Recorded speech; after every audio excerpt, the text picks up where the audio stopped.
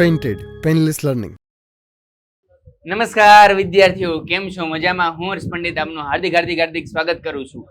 I hope કે તમે બધા ખૂબ જ સરસ ધોરણ 10 ની પ્રિપેરેશન કરતા હશો અને ધોરણ 10 ની અંદર જ્યારે જીવ વિજ્ઞાનની વાત આવે ત્યારે સાહેબ મને ઊંઘ આવે.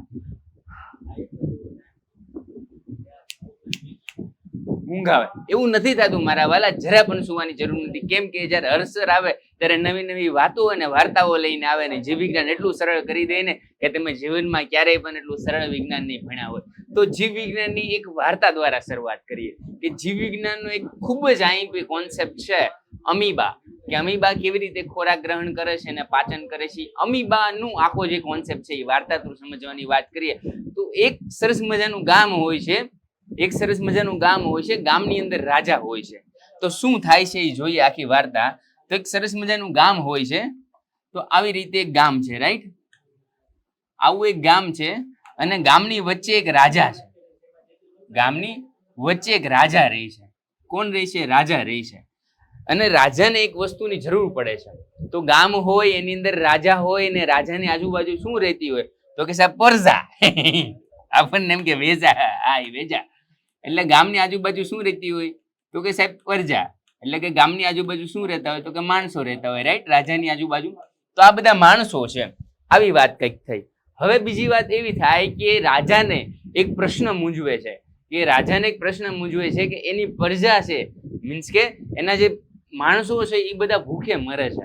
અને ભૂખે મરે છે એને કંઈક તારણ જોતું છે, કંઈક નિકાલ જોતો છે. તમને ખબર હોય કે માણસને જીવન જીવવા માટે, જૈવિક ક્રિયાઓ કરવા માટે શેની જરૂર પડે? ઉર્જાની જરૂર પડે. અને ઉર્જા ક્યાંથી મળે મારા વાલાઓ? તો ઉર્જા છે એ કંઈક આપણે ખોરાક દ્વારા મેળવીએ. જટિલ પદાર્થનું સરળ પદાર્થમાં જ્યારે રૂપાંતરણ કરવામાં આવે છે ત્યારે આપણને ઉર્જા મળે છે. અને ઉર્જા મળે એના માટે ખોરાક જોવે, જમવાનું જોવે. જેમાં વિના માણસ નકામો છે એવું કહેવામાં આવે છે. એટલે જમવું તો ખાસ જરૂરી છે. તો જમવાની જરૂર છે એ લોકોને, કે કોઈને પચતું નથી અથવા તો કેવી રીતે જમવું એ ખબર નથી પડતી. તો એવા સમયની અંદર એક સરસ મજાનો જાદુગર આવે છે અને જાદુગર પાસે એવી ટ્રીક હોય છે કે બધું જે જમવાનું છે એને આવડે છે. હવે રાજા શું સ્ટ્રેટેજી બનાવે છે એ જોઈએ. તો એક રાજા જે છે એ કેવી સ્ટ્રેટેજી બનાવશે એ સરસ મજાની સ્ટ્રેટેજી આપણે વિચારવાની છે મારા વાલા. તો અહીંયા જે છે એ એક જાદુગર આવે છે. શું આવે છે? આ એક જાદુગર છે, રાઈટ? તો આ આપણો શું થયો? જાદુગર, રાઈટ? આ આપણો જાદુગર છે મારા વાલા. અહીંયા છે એ શું છે? તો કે રાજા છે. આ આપણો રાજા છે. અને અહીંયા જે છે એ શું છે? તો કે પ્રજા, રાઈટ? હવે રાજા છે એ જાદુગરને એટ્રેક્ટ કરવાની ટ્રાય કરશે. એટલે શું કરશે? તો કે પોતાની આજુબાજુ જે સૈન્ય બળ છે, કે આજુબાજુની જે એની દિવાલ છે, એને દિવાલના જે બારણાઓ છે એ ખોલી નાખશે અને એને કહેશે આવી જા ભાઈ, આવી જા, તું આવી જા ને અમારા પ્રજાનું કલ્યાણ કર. તો શું કરશે એ? તો કે એ એવી કંઈક ટ્રીક વાપરશે કે જેથી કરીને જાદુગર અંદર આવી જાય અને પ્રજાનું કલ્યાણ કરે, રાઈટ? તો શું કરશે? તો કે ભાઈ જાદુગર છે એ હવે સ્ટેપ 2 માં આવી જશે. આ આપણું સ્ટેપ 1 થઈ ગયું. સ્ટેપ 2 ની અંદર વાત કરીએ તો આ આપણું જે છે એ સરસ મજાનો કિલ્લો છે. કિલ્લાની અંદર અહીંયા રાજાભાઈ બેઠા છે અને એની આજુબાજુ શું છે? તો કે સાહેબ પ્રજા છે. શું છે? પ્રજા છે. સરસ મજાની પ્રજા અહીંયા બેઠી છે. અને હવે શું કરશે જાદુગર? શું કરશે?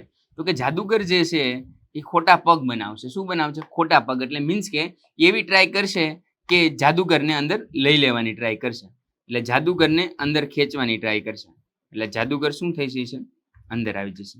તો જાદુગર અંદર આવવાની ટ્રાય કરશે અને જાદુગર ધીરે ધીરે શું આવશે? અંદર આવશે, રાઈટ? હવે જેવો જાદુગર અંદર આવશે એટલે એની પાસેથી રાજા શું કરશે? તો કે ટ્રીક લેશે. શું લેશે? ટ્રીક લેશે.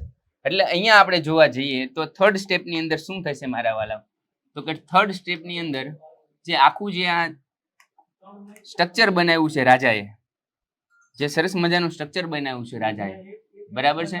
એની અંદર કોણ આવી ગયું? તો કે એની અંદર ભાઈ આપણે જાદુગર જે છે આવી ગયું છે, રાઈટ? બરાબર? જાદુગર છે અને જાદુગર જે છે એ અંદર આવી ગયો છે અને એની આજુબાજુ જે છે એક ચક્ર બનાવવામાં આવ્યું છે. શું બનાવવામાં આવ્યું છે? ચક્ર. એટલે એને આપણે ઝાડ કહી શકીએ. શું કહી શકીએ? ઝાડ. એક સરસ મજાનું એક ઝાડ બનાવવામાં આવ્યું છે અને એની આજુબાજુ શું છે? તો કે પ્રજા. એની આજુબાજુ શું છે? ઝાડ છે. સરસ મજાની ઝાડ છે.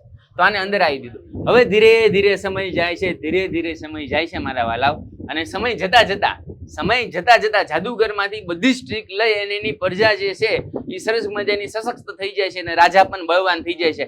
અને બળવાન રાજા શું કરે તો કે કાઢી મેં શું કરે કાઢી મેં समय बलवान है नहीं मनुष्य बलवान, सबसे बलवान वही है जिसका बल भगवान. તો મારા વાલાઓ સમયની વાત છે. એક સમયે જાદુગરને લેવા હાટું એની આખું સરસ મજાની ઘટનાઓ કરી હતી અને ઈ જ સમયે આખું ઝાડ રચીને બધું શીખી લીધું. અને હવે જાદુગરનું કાંઈ કામ નથી.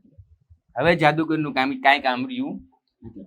હવે જાદુગરનું કંઈ કામ રહ્યું નથી. એટલે એ શું કરશે તો કે ભાઈ કેન્દ્ર તો એમનેમ રહેશે, ભાઈ પોતે જે છે એ એમનેમ રહેશે, પ્રજા પણ એની એઝ ઇટ ઇઝ રહેશે, પ્રજા પણ એઝ ઇટ ઇઝ રહેશે.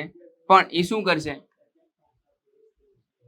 તો કે એનો જે જાદુગર છે એને શું નાખી દેશે, બહાર નાખી દેશે. ઉપયોગ થઈ ગયા પછી વ્યક્તિ કરેલા કાર્યને ભૂલી જાય છે. એવી જ રીતે જાદુગરને રાજાએ બહાર મૂકી દીધો. આવી સરસ મજાની વાર્તા દ્વારા આખી અમીબાની રચના મેં તમને સમજાવી દીધી. કેવી રીતે સાહેબ? આ તો તમે કેવી રીતે સમજાવ્યું તો કે અમીબાનો આકાર કેવો હોય છે મારા વાલાઓ? અનિશ્ચિત આકાર હોય છે. તો અમીબાનો આકાર છે એ આ શું છે આપણે દોરી તો કે આ અમીબા છે. અને અમીબાનો આકાર છે એ કેવો હોય છે તો કે અનિશ્ચિત આકાર હોય છે. કેવો હોય છે? અનિશ્ચિત આકાર હોય છે. આકાર સરખો નથી હોતો. આ જાદુગર નથી વાલાઓ, આ જાદુગર નથી પણ આ ખોરાક છે. શું છે?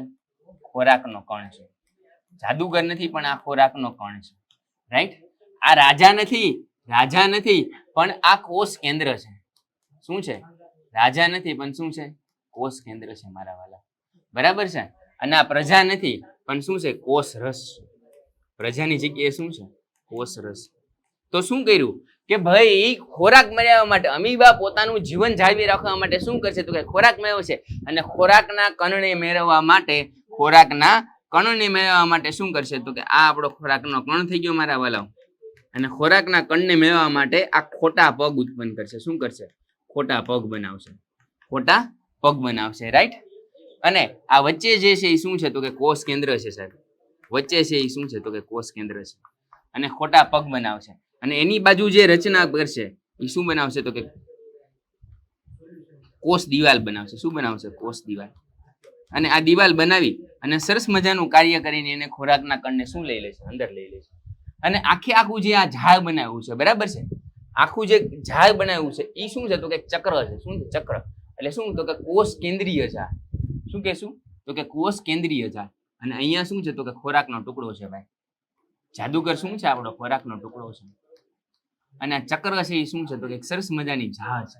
શું છે? સરસ મજાની ઝાડ છે. એની ઝાડ શું કાર્ય કરશે તો કે ખોરાકને અંદર લઈ લેશે અને એનામાંથી જે ખોરાક છે એને શું કરશે તો કે ઉપયોગ કરશે. રાઈટ? તો આપણો ખોરાક થઈ ગયો. અને પછી આ જાદુગર જે છે એ શું તો કે ખોરાકના ટુકડાને નિકાલ કરશે. તો અહીંયા શું કર્યો? ખોરાકનો નિકાલ. અને આ કેવો હોય છે? અપાચિત ખોરાકનો શું થઈ ગયો? નિકાલ થઈ ગયો. અપાચિત ખોરાકનો શું થઈ ગયો? નિકાલ થઈ ગયો બરાબર. તો આ 4 સ્ટેપની અંદર રાજાની વાર્તા દ્વારા જો તમને આખું અમીબા સમજાઈ ગયું હોય, તો એકવાર લાઈક અને કમેન્ટ કરજો કે હર્ષ સર તમે ભણાવો છો ને એમાં ખૂબ મજા આવે છે. અને આ રાજા અને જાદુગરની વાર્તા દ્વારા સાહેબ અમને એકદમ જેમ આમ તમે રસ જે ઉનાળામાં સરસ મજાનો રસ હોય, ચોમાસામાં ભજીયા હોય અને શિયાળામાં અડદિયો પાક હોય, એ દરેક સિઝન પ્રમાણે જેમ હોય એમ સાહેબ તમે સિઝન પ્રમાણે અલગ અલગ સબ્જેક્ટ પ્રમાણે તમે જે છે સરસ મજાની વાર્તા લાવો છો અને આ વાર્તા દ્વારા અમને સરસ મજાનું જ્ઞાન આપો છો. એ બદલ તમારો ખૂબ ખૂબ આભાર. મળતા રહીશું વિદ્યાર્થીઓ. ત્યાં સુધી જય હિન્દ, જય Bharat. Thank you. Painted, Painless Learning.